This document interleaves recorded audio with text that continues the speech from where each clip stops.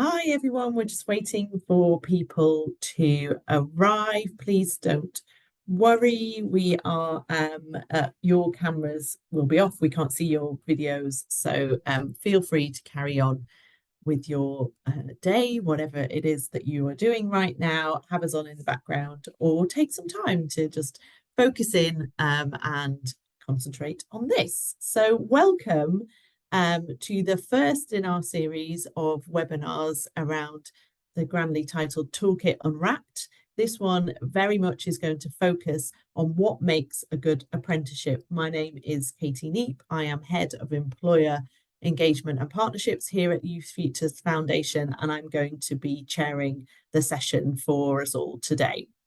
So if we just go on to the next slide, a quick one around some housekeeping rules. So just for anybody who would like them, if you want to enable subtitles, you can activate that by closed captions in your Zoom settings.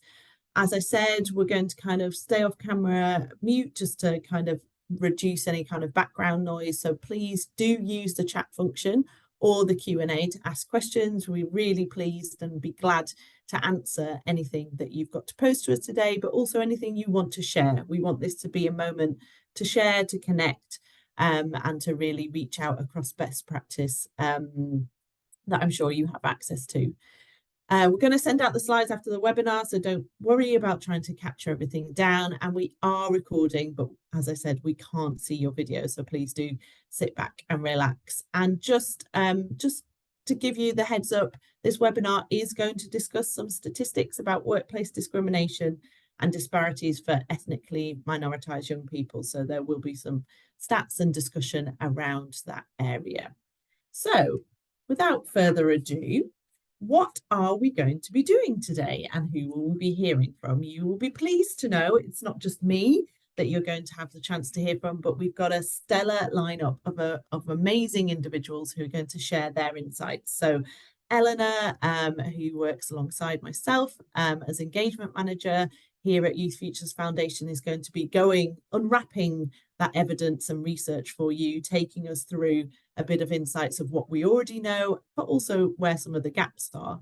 We'll then move to what does that evidence look like in action? What does it look like for employers? What does that experience look like for young people? We'll hear from our Future Voices group, and I'll give a bit more on who they are and what they are, alongside Rachel, who is part of our Connected Futures group, and Mark, who joins us from employer WTW. And Mark and Rachel will introduce themselves, give a bit more flavour of their organisations and what they're here to represent today when we get to that section.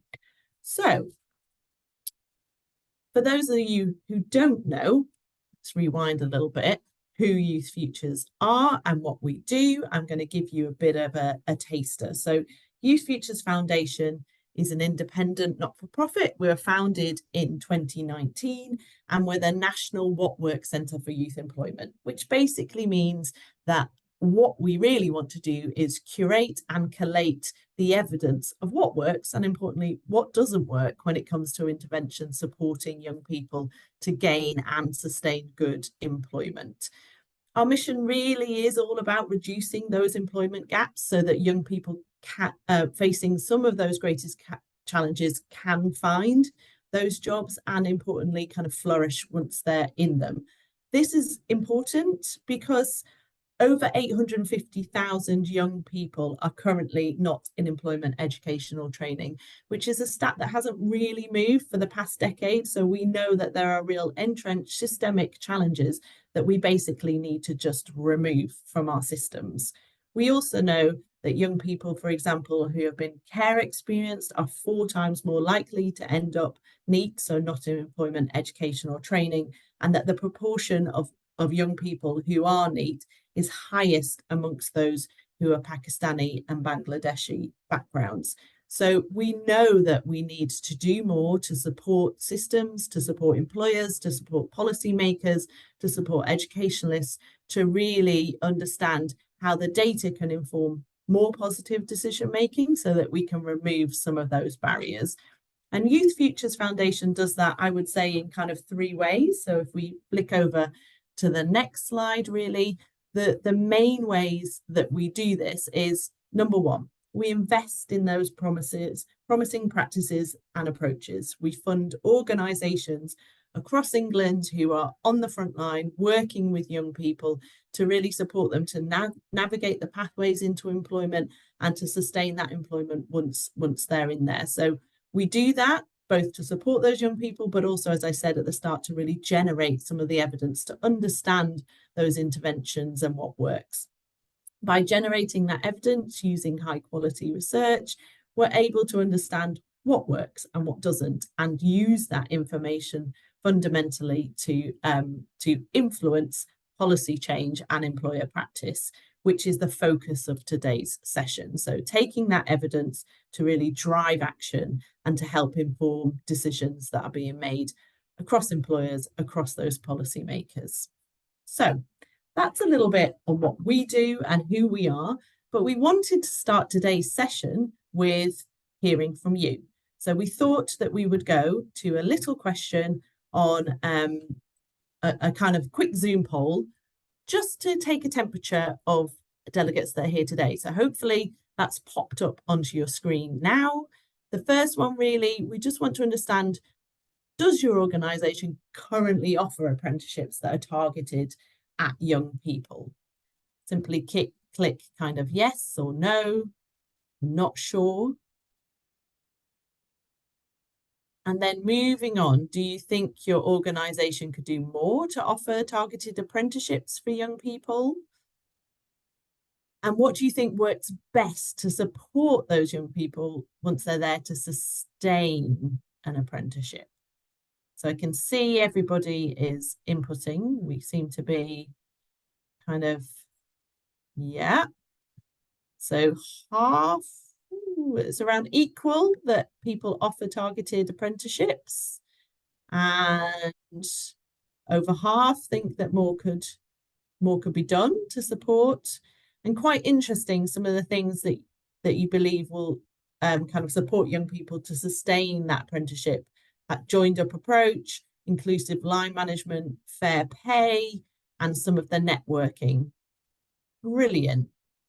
That's really helpful, I think, for us to understand and take that bit of temperature check of kind of experiences within the room as we go forward, to really understand what the evidence is saying, but also what some of the impact has been. So you can take that poll down. We might come back to that in the questioning. So do keep the questions front and center of your mind as we go through. So the next section that we really wanted to move on before we get into exploring what the evidence currently tells you, Youth Futures Foundation is all about young people. We are guided by the voice of our young people, and we are absolutely delighted to work with our own Future Voices group, which is 20 young people with lived experiences of those barriers that exist across the employment system. Our Future Voices ambassadors and young board members, Connected Futures Steering Group, which Rachel sits on, and other young people in our network really are at the centre of the work that we do. And we just want to share, before we get into the meat of that evidence, their voices. So this is our Future Voices group. They're talking here about the barriers that they face and how they believe employers could play a role in narrowing that gap. So let's hear from the Future Voices group. Young people can make a massive impact in your company. We as young people, we see the world in a much better way. We see what is working, see what's not working. I think employers can make it more inclusive for young people by creating a more equitable interview process. So for example, by making the interview more of a mutual experience, where it's not just a kind of prescriptive question and answer. By having questions in the interview process that allow for different sorts of answers and kind of creative ways of responding to them, as well as support. My name is Zoya, I'm part of the Future Voices group, and I would say that one of the key barriers which young people face in employment is definitely getting their first job. I would say that's a major milestone because most people I've interacted with, especially those in rural areas, really struggle on how to put their CV together, and also just getting any sort of experience that will qualify them for their first job. More young people should have mentors because it's really difficult navigating the working world, particularly as young people have just come out of their education. I don't think we're given enough guidance as to what to do after we finish education. I'm Zach, I'm a Future Voices ambassador, and I think with employers it's actually really important to be focusing on retention and sitting down before hiring people and having the kind of uncomfortable discussions and sort of going to those difficult places and really facing that in your organisation to sort of build a better environment and a better community to be bringing people into and supporting people in.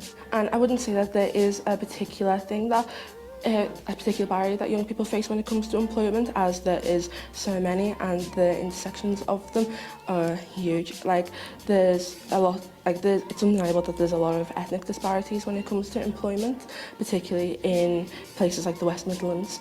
But at the same time, there's also things like the glass ceiling that women face, and then there's ableism, and people may not be able to get into employment as some of their needs might hinder them from being able to go further within their career. The education system has not kind of adapted to the modern world and hasn't equipped us with the skills to kind of go into meaningful employment and to kind of succeed. Hi, I'm Olivia and I'm part of the Future Voices group.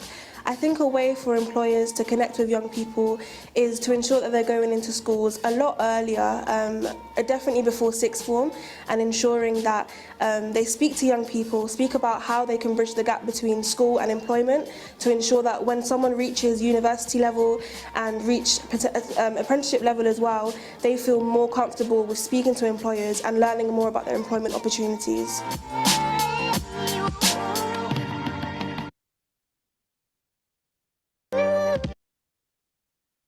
So I think you'll agree with me. I mean, that's really great insight from across our Future Voices group and those young people around their perceptions of what they think employers can do. And to pick up on some of the elements that actually the Future Voices group really drilled down on, I'm delighted to welcome Eleanor Marcy, who works here at Youth Futures Foundation, who's going to lift the lid on the evidence that we have as an organisation. So Eleanor, over to you. Thanks so much, Katie. What a tough act to follow, the Future Voices group. They just inspire me so much to get up and do my job every day. But what I'm going to do now for the next 10 minutes, so bear with me, do grab your cup of tea and a biscuit, because I'm going to pivot us slightly into the world of evidence, specifically in this case about apprenticeships. But the gold dust is yet to come in our panelists. We will get back to those, but please just give me a few minutes to talk you through really what we know and what the evidence says about apprenticeships. So as Katie said, we are a What Works Centre, which, to put it lightly, we as an organisation are enthusiastic, let's put it that way, about the power that evidence has to unearth what really is working in getting marginalised young people into employment. And I guess when thinking about Youth Futures Foundation and our sort of position in quite a complicated system, I guess one of our unique contributions is the ability to fill some of the evidence gaps, and there are plenty.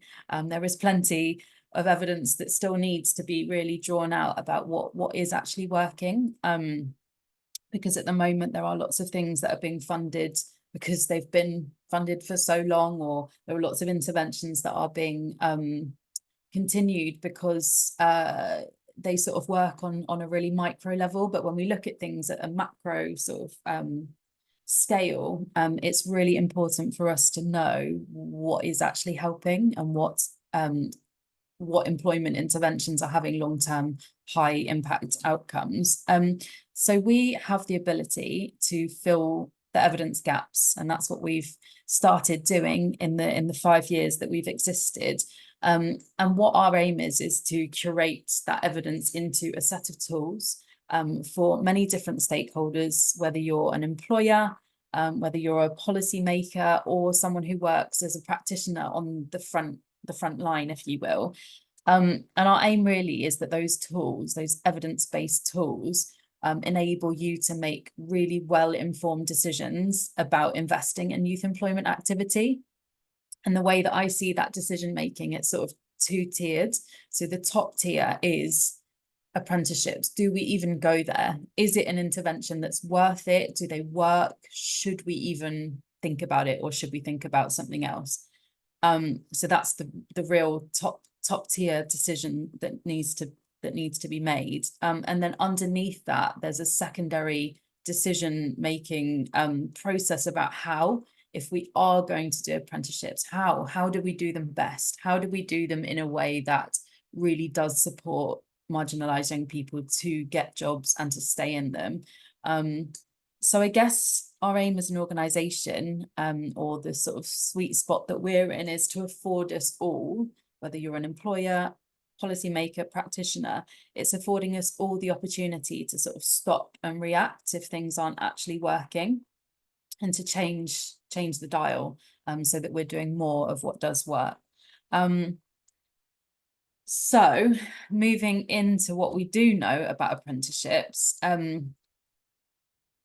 what we're doing is trying to curate evidence in a way that makes it really easy for employers to make those decisions. And so last year in 2023, our organisation, we launched something called the Youth Employment Toolkit, which is our efforts to extract really high quality evidence about interventions.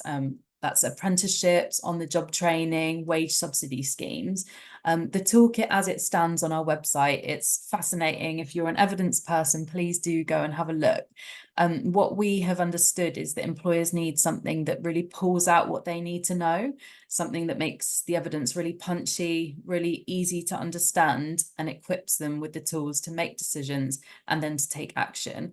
So what we're doing at the moment, Katie and I in our team at Youth Futures Foundation, we're producing a series of resources called Toolkit Unwrapped.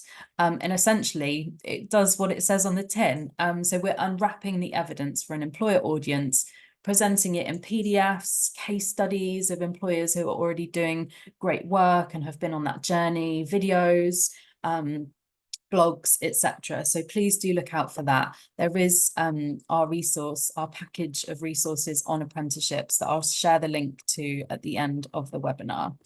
But onto what the evidence says. We often get asked, being a What Works Centre, people ask us all the time, well, go on then, what works? And it's actually a really hard question to answer, because you can imagine that when you start to talk about evidence, it's not as simple as just saying, well, yeah, that works. No doubt about it. There's always, an underlying sort of caveat, or, oh, but it only works if you do it really well, or it only works if you do it with these certain conditions. But for the large part, the good news for us all today is that apprenticeships, largely, they do work. They really, really do work in getting young marginalised people into employment.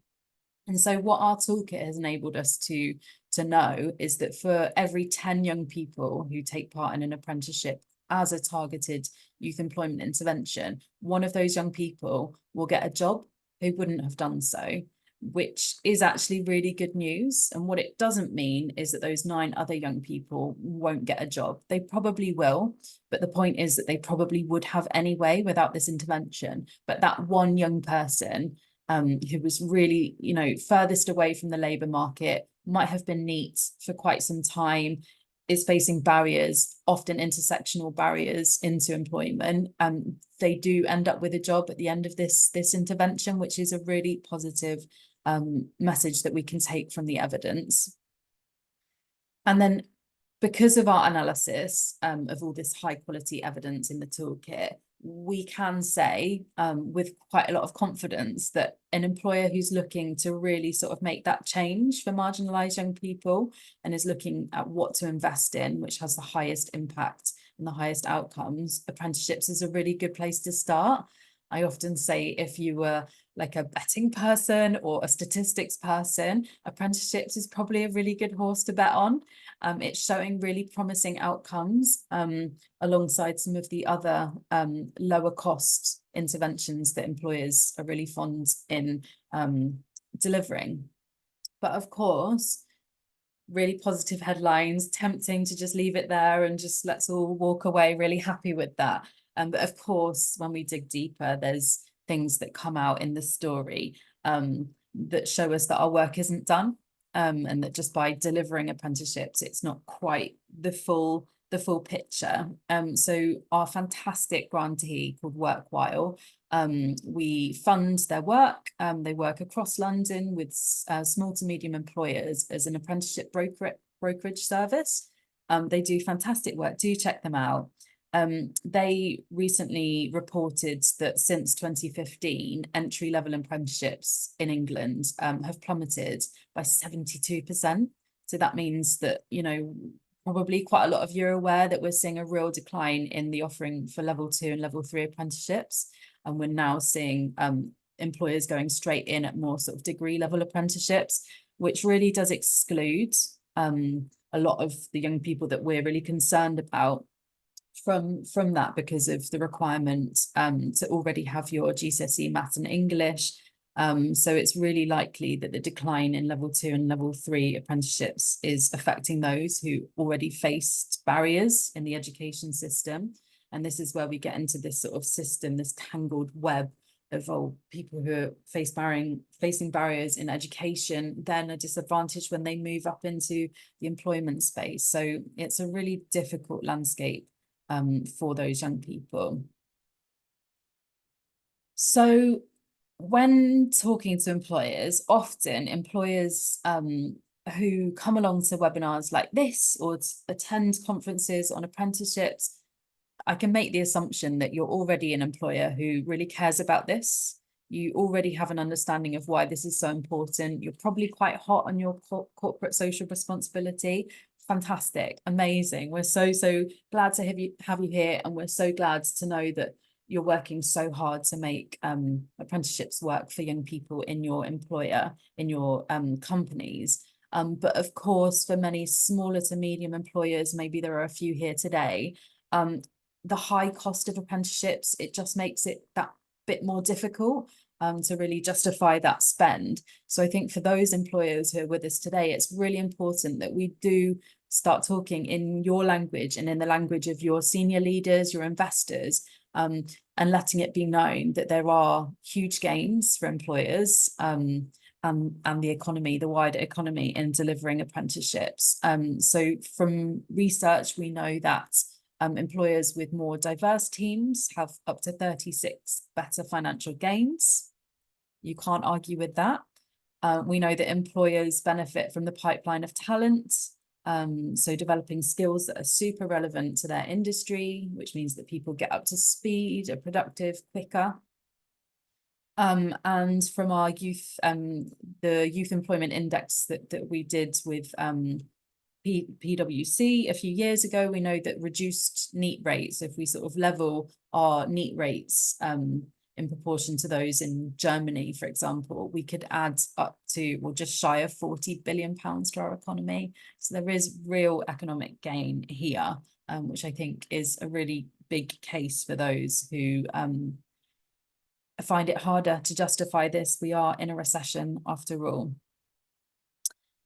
So I want to just touch on some of our really unique research, actually, and to sort of give you a bit of a taste of what's coming out this year at Youth Futures Foundation. So Katie alluded to it. In essence, Youth Futures Foundation exists because we know and we're seeing that there are still stark disparities in opportunities and experiences that some groups of young people are reporting.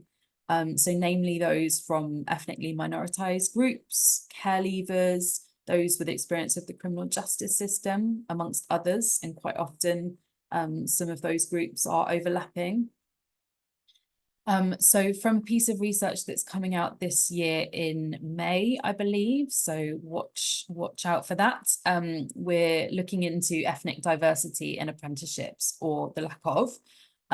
We are already hearing that apprentices from minority ethnic backgrounds have lower achievement, retention and pass rates than their white peers, which I think speaks quite loud and clear as a challenge to us to not just invest in recruitment. It's not always about headcount. and getting diversity through the door and into roles. It's about the bigger picture, the longer term story that comes after that employers really need to be focusing on, almost getting their ducks in order before you welcome people into your organization or company. It's about the support that we build for young people once they are in.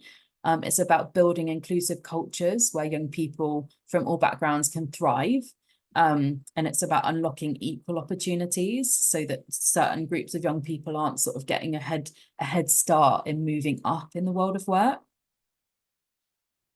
So from our annual workplace discrimination survey, which is the biggest survey of young people from ethnically minoritized backgrounds, that's coming out imminently in the next few weeks. So we'll be delighted to tell you a bit more about this, but I can just give you a little bit of a tease. So 22, and this is a more positive story, so let's hold on to this one. 22% of young people from ethnically minoritized backgrounds wanted to see the government guarantee apprenticeships and placements for themselves and peers as a way to directly tackle discrimination and disparity of opportunities, which is really interesting. And do let that sort of sink in, because it's a really promising message. Not only does it show that young people are seeing apprenticeships as a solution, one of many solutions in a deeply sort of broken and unfair system, if you will, but it's also showing us that young people are slowly changing their perceptions about the prestige and the esteem that apprenticeships offer, which is really, really important. So let's hold on to that, because now what we've seen through the last sort of 3 slides is almost a really positive sort of story and a journey. So we've got the research, the evidence says that apprenticeships, seem to work. The second thing is that employers have got loads to gain from it, so why not? And then the third thing is that young people actually want this, and that's a really important part that often when designing these interventions, we forget, the system actually forgets, well, do young people even want this? Is this, you know, beneficial to them? Does this get them where they want to be? Does this suit their vision of what life is like in 2024? And the answer is yes, actually. This is all really knitting together. So what do we do with this?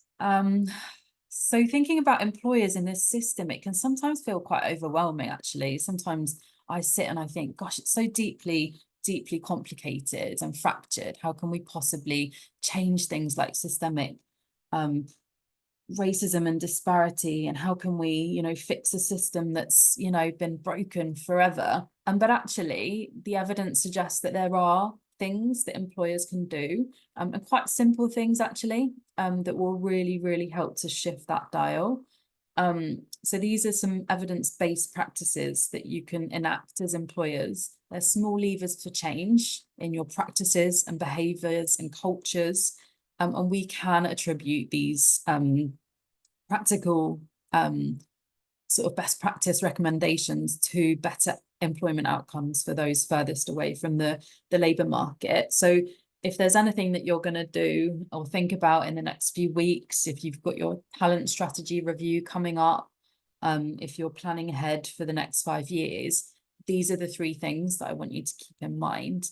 So I'm going to go through them quite quickly, because really I want to hear them. It's all very well and good talking about this in theory, but let's talk about it in practice. What does this look like for an employer? So we'll hear from Mark. And what does this look like for a young person? So we're going to hear from Rachel. Our first evidence-based recommendation for employers is all around targeted outreach and recruitment. This can go a long way. What does this mean? It means really getting out there and getting to know the communities that are underrepresented in your company or organisation. And that goes so much further than just sort of doing an annual, you know, showing of your faces in a local school. There's so much more that can be done to understand where a community is at, what the barriers are, what their interests are in your company. So it's really getting out there, making partnerships, perhaps with an SEND college. It's sponsoring the local girls football team and understanding, you know, what's the pipeline there? What's the dream of those young people? Parents is coming through as a really strong theme. yeah, in sort of relation to apprenticeships and sort of really breaking down the sort of stigma and perceptions. So putting yourselves as an employer in places where parents or carers or community leaders exist is a really important part of building that pipeline. It's about training and empowering your existing apprentices to be ambassadors, not only for your company, but for apprenticeships in general. And that can go a long way in sort of breaking barriers and breaking down walls in communities. Definitely, it's about diversifying your recruitment channels and materials. I was at a conference last week, actually, and I heard that the National Trust had played around for a few years with moving less sort of marrying and sort of combining more professional ways of recruiting and advertising apprenticeships, so LinkedIn, Indeed, etc., and trying things like TikTok and community notice boards and college newsletters, and they saw the results were like undeniable, which I thought was really interesting. So it's just looking at those sort of more informal ways to advertise apprenticeships. And then finally, it's about really entrusting the charities and services who know that group best, and who know, you know, what that community needs in order to unlock the opportunity that is apprenticeship. So whether that's the Young Women's Trust or the Black Apprenticeship Network, there's just the most, amazing support networks out there that you can tap into as an employer. So moving on, the second one, let me just read my stat on the screen because I think it really speaks to this really, really clearly. So the Learning and Work Institute reported that a third of apprentices who drop out of their programme felt that a lack of support from their employer had contributed to their decision to leave, which it's just embarrassing, I guess. And what a shame that the employers didn't pick that up sooner. And a big part of this is about inclusive line management. It's not untrue. The evidence does sort of support the trope that people don't leave a company, they leave a line manager. It takes a really, really skilled, experienced and well-equipped line manager to support apprentices who sometimes it's their first job, sometimes they might come with additional needs or barriers, and that should be recognised. So we found that employers who provide training for their line managers in things like transformative and inclusive leadership styles, which basically mean that the line manager empowers people by acknowledging their needs and their desires, and then really sort of building them up and motivating them in that way. Those things have really worked. Peer networks of line managers as well. We often forget that line managers, you know, need support. But also something that line managers, we really want to sort of support line managers with is to take policies off the shelf.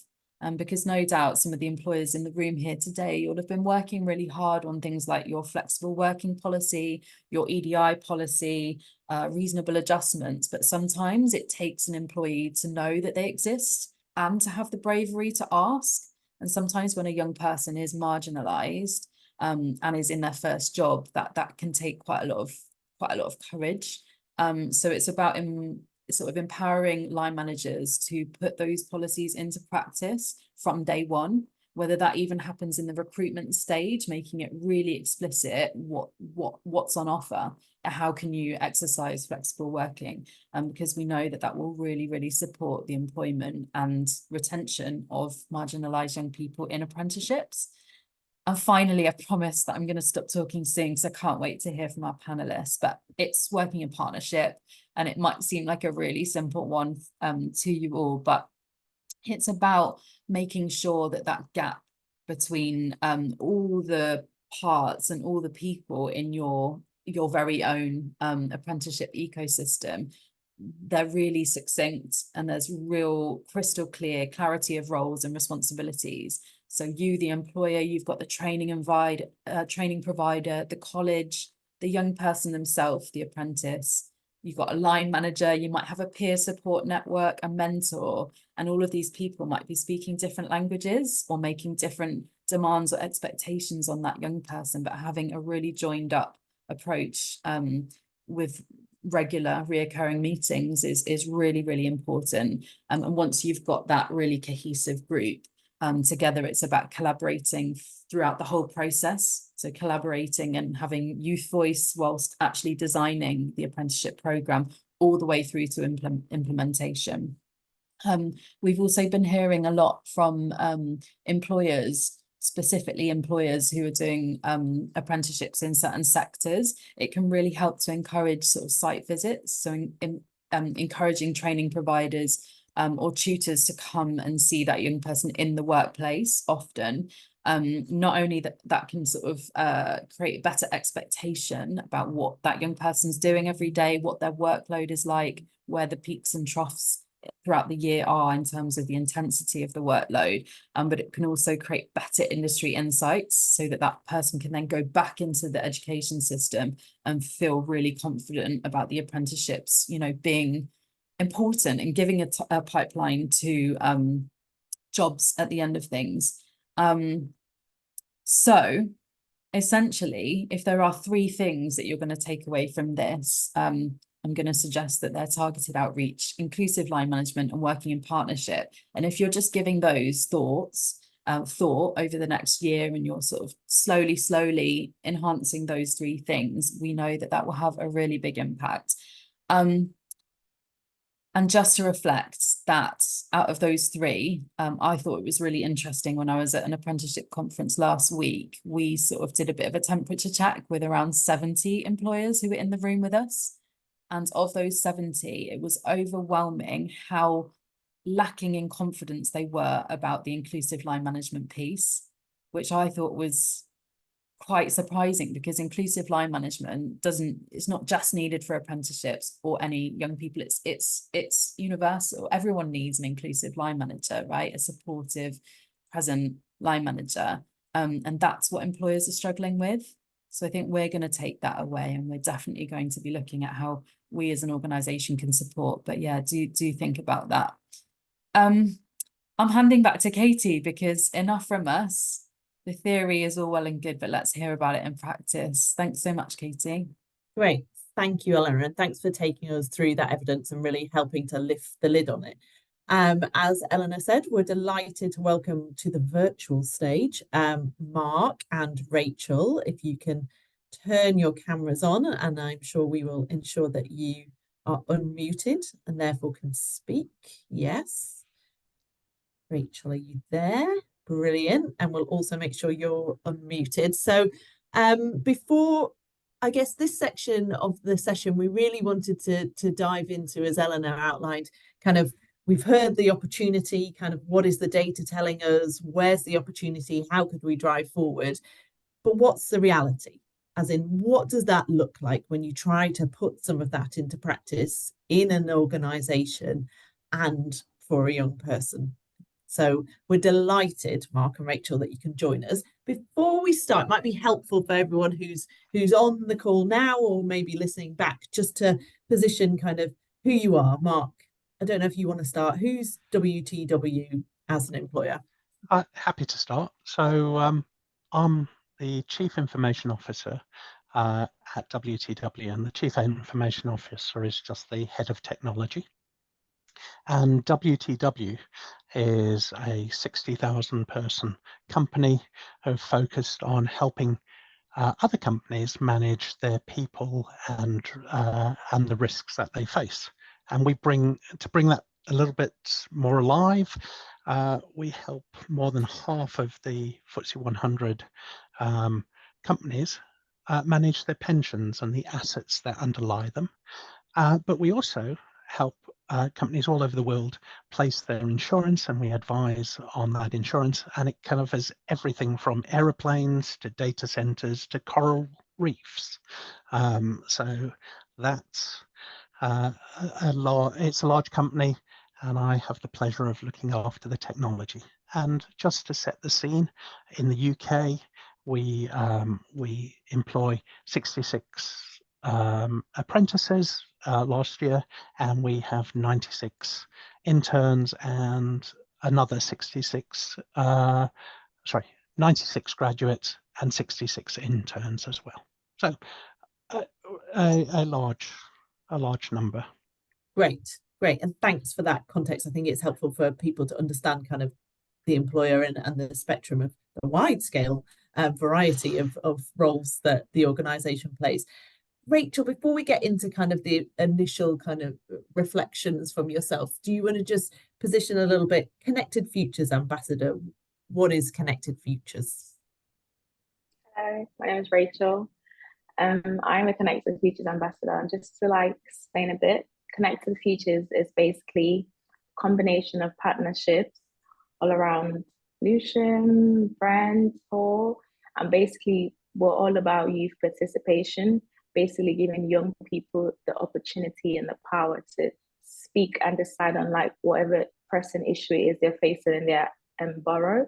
So for example, I'm a Lucian Youth Ambassador under Connected Futures, and our project that we're working on currently is to look for the barriers against unemployment for young people in Downham. So yeah, basically that's what we do. It's mostly about youth participation, giving power and voice back to us young people. Great. Well, we're delighted to have you here. And I think it'd be great if you could open for people who are joining us now or will join us when they're listening back to this. What's your reflections on your journey looking for an apprenticeship? What has been successful and what maybe has surprised you on that journey?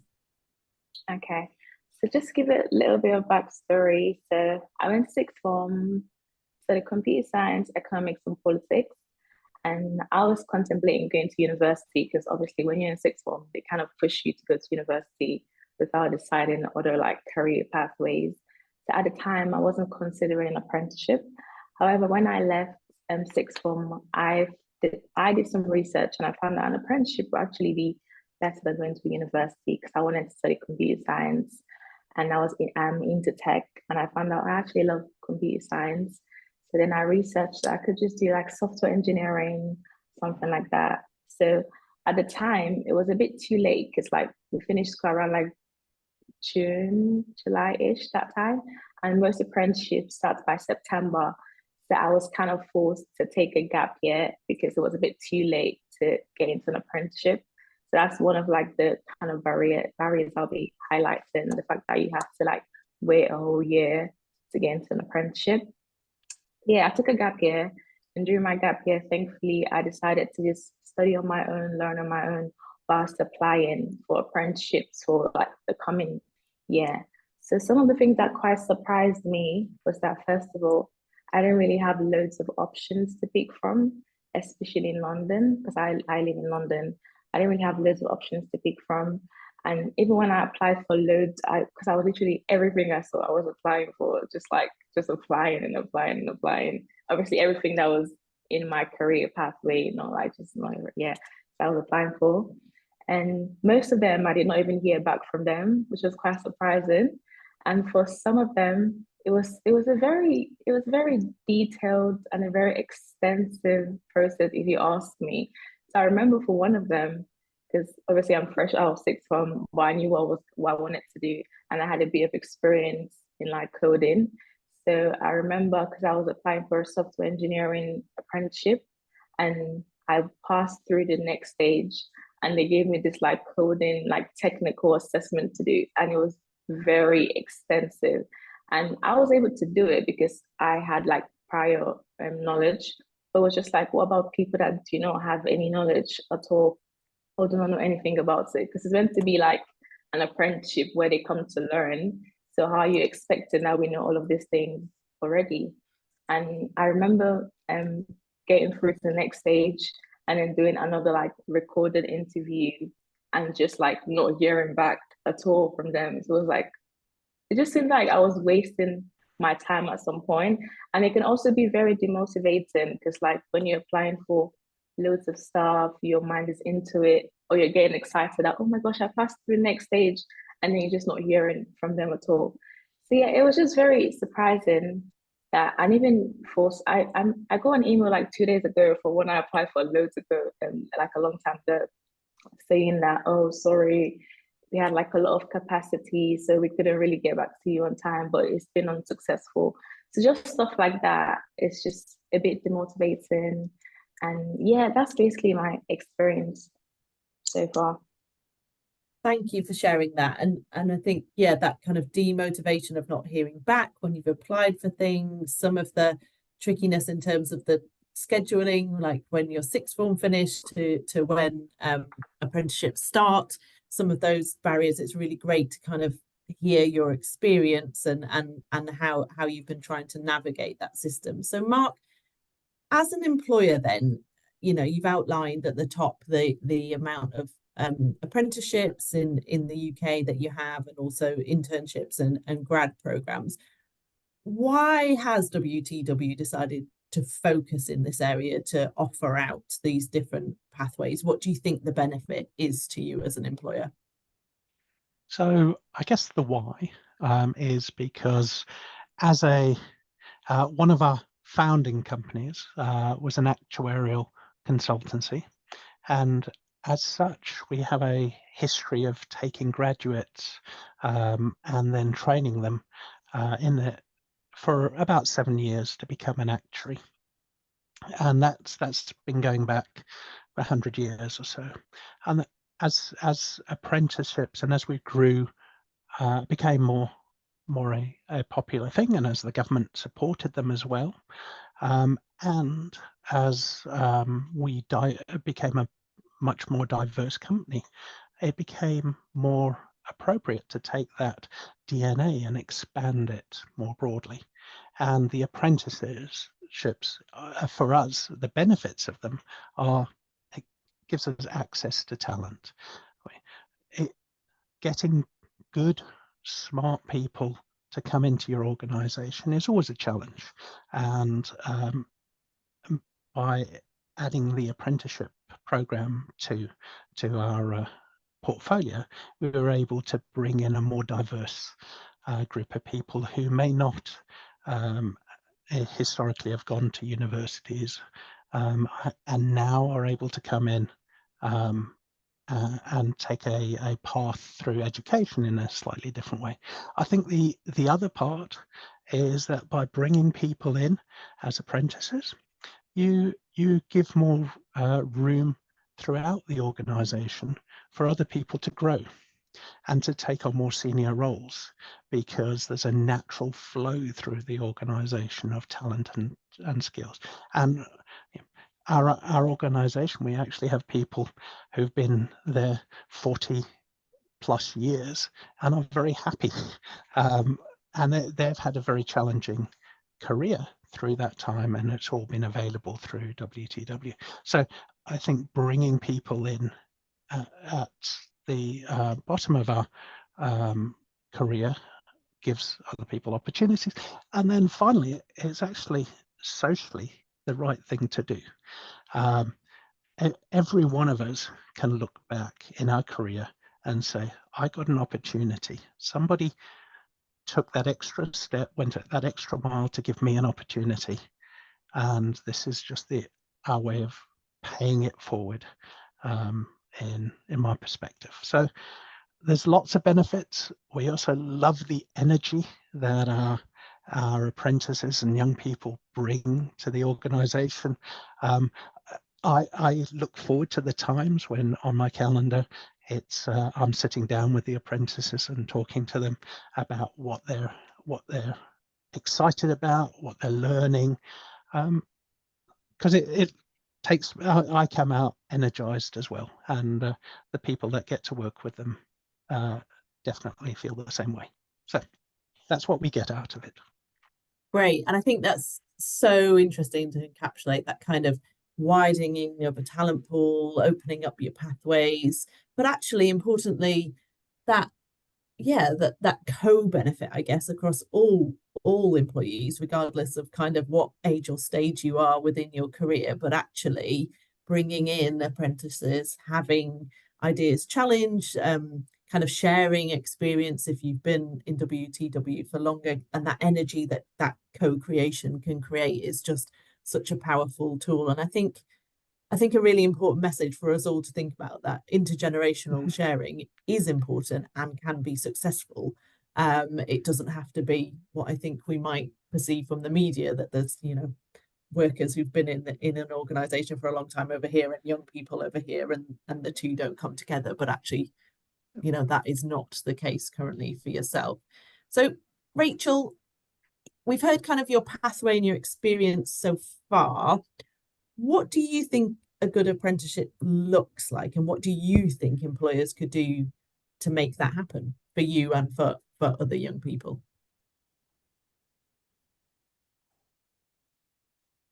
Oh, I think we've lost your sound somehow, Rachel. No.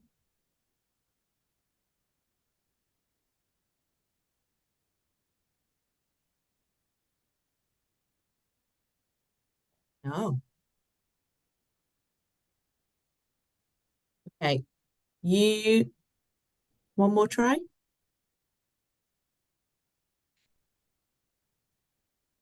No.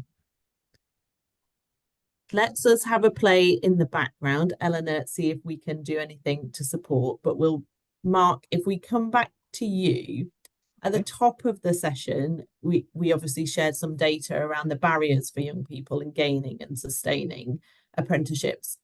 What approach has WTW taken to tackle that, specifically looking at kind of specific groups of young people and supporting them? I think we've been collectively, we've been on a journey for quite a while. There was a time when, historically, I'm going back a long time, when we would only take graduates from Cambridge or Oxford, and that, as an approach, obviously narrowed the pool of experiences. So we had, over the last couple of decades, we broadened that approach, and have really benefited as an organization. So, but for me personally, it really hit home when I came across a charity called Action for Race Equality, and they have a Moving On Up program, which is the worrying statistic for me was that young black men in London are 3 times more likely to be unemployed than their white counterparts, with exactly the same qualifications, with exactly the same academic background. And for me, that was one, a concern, that we were wasting all of this talent. As a technologist, I'm always very keen on making the best out of resources, and just all of that talent going to waste was worrying. So I jumped in and got involved with Action for Race Equality. They're a great group of people. They helped me understand the language to use. That was really important. Gave me the toolkit to use. But they also introduced me to young black men and what they were looking for. And as a result, we've been able to focus our technology apprenticeships at young black men and people from ethnic minorities, because that was a great way to get diversity into our technology way of thinking, and gave us lots of different ways of approaches. When you're trying to solve a technology problem, it's great to have lots of perspectives, and definitely that's definitely helped us there. So linking in with a team at someone like Action for Race Equality really helped us. That's great, and I think obviously speaks to the kind of, you know, when we're looking at that list of 3 that Eleanor shared before, that kind of working in partnership, really, I guess, you know, finding the expertise on both sides. So, you know, you've got the jobs, you understand how to support people into those, how to train and develop them, but also Action for Race Equality, they're acting as that broker, and to say, okay, well, yeah, you have, but actually, if you want to attract this kind of talent pipeline, you need to use this language, you need to look there, here's some of the barriers that they face, and being that kind of honest broker, that translator, to ensure that you can have that positive experience, and those young people can go on to gain those apprenticeships. It's really great. Yeah. Rachel, I'm hoping that we've got you back sound wise. Oh, maybe if you are you kind of doing it through your headphones? Yeah, I can. Oh, Can you hear you're me? back. Yeah. Hallelujah. Thank goodness. Yay. So yeah, I Okay. mean, people do also share questions. I know there's a question in the chat, and I am looking at my timings, thinking, oh, time has marched on. Who knew we would get to this point? But Rachel, before we go, there is a question in the chat. I might switch things up slightly so panel don't No look problem. too disturbed. But before we go to that, it'd be really great to hear, as we were saying, you've shared kind of your experience so far. What do you think a good apprenticeship looks like, and where do you think employers should be focusing in on that? Yeah, so to answer your question, a good apprenticeship should be one where the employers actually do care about their apprentices, first of all, and also provide support, because like they need to remember most apprentices, they're actually just coming from like sixth form. I mean, I'm talking about young people. Most of them are coming from sixth form. They haven't really had the opportunity to work in like a professional environment. So that would like be our first time. And I think also they need to understand that it's okay for us to like make mistakes as well, and to like learn to take those mistakes and just like help us understand how to move forward from it, and also like provide support, provide like practical experience where we get to like work and learn and actually practice whilst we're learning as well. And also I think feedback really matters as well. Like everyone wants to hear good feedback. I mean, negative feedback is allowed if necessary, but positive feedback as well could also help to motivate apprentices to keep on doing well. And yeah, and companies could actually like they could invest in like having like a maybe apprenticeship group or department, something like that. I could just be in charge of like actually making sure apprentices are okay, kind of provide like a mentorship program as well to just make sure everything is okay, and just make sure that we gradually kind of like switch into like the professional setting, because it does take time. No one just gets it straight away. So yeah, that's what I think we could do.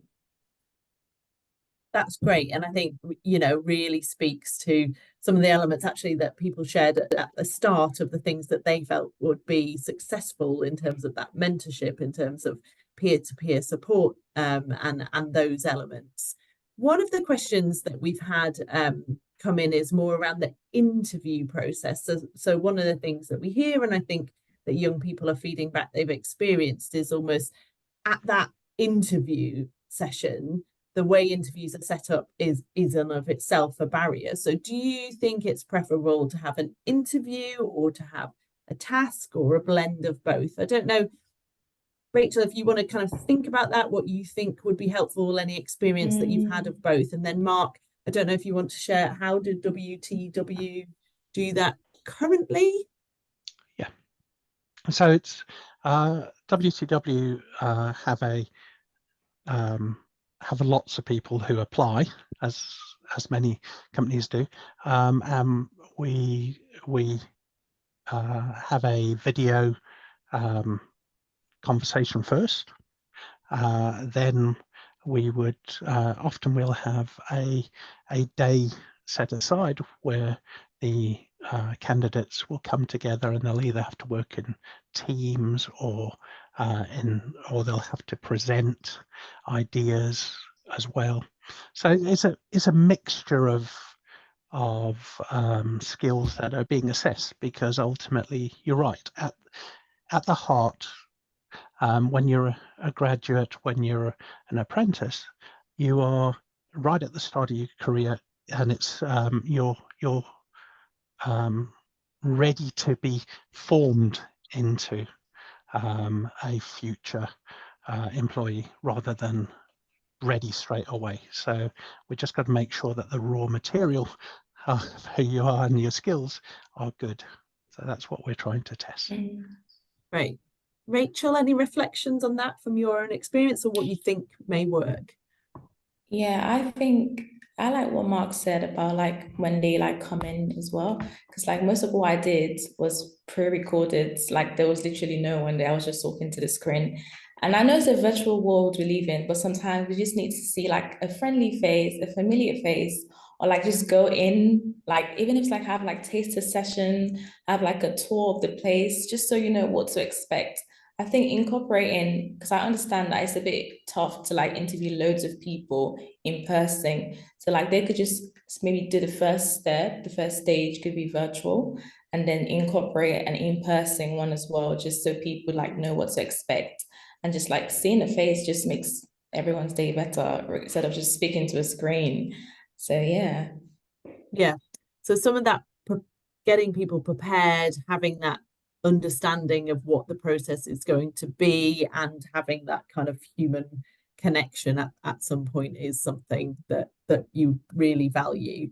I think that is such useful insight, in the sense of, if we think about the journey we've been on this kind of webinar so far, kind of unpacking some of that evidence, but now hearing from you both that experience and what it takes to translate that as an employer, but also where young people feel that they can bridge that support, has been really valuable. I will hold my hand up to a terrible job of chairing time, but we are out of time. But I know that this is the first of our kind of Toolkit Unwrapped webinar series, so lots to learn, in the sense of, clearly we could talk for the whole day around apprenticeships and what works and what is currently working, and some of those progression points. So I'm sure that we will come back to this. As I said before, we will be sharing the recording and getting back to people who've been putting questions in the chat to make sure that we do share that information. As I said, our Toolkit Unwrapped series has just launched. We've done apprenticeships. Our next piece will be on the job training, and you can find all of that on the website, but we will send links after this. But my thanks obviously go to Mark and to Rachel for being outstanding panelists and for sharing your insights. Thank you for taking time out of your day to do that for us, and to Eleanor, who has helped translate all of that data into something that I think was really accessible and hopefully has given food for thought. So thank you to everyone. We will see you soon, I hope, and have a good rest of your day. Happy Wednesday. Take care. Thank you.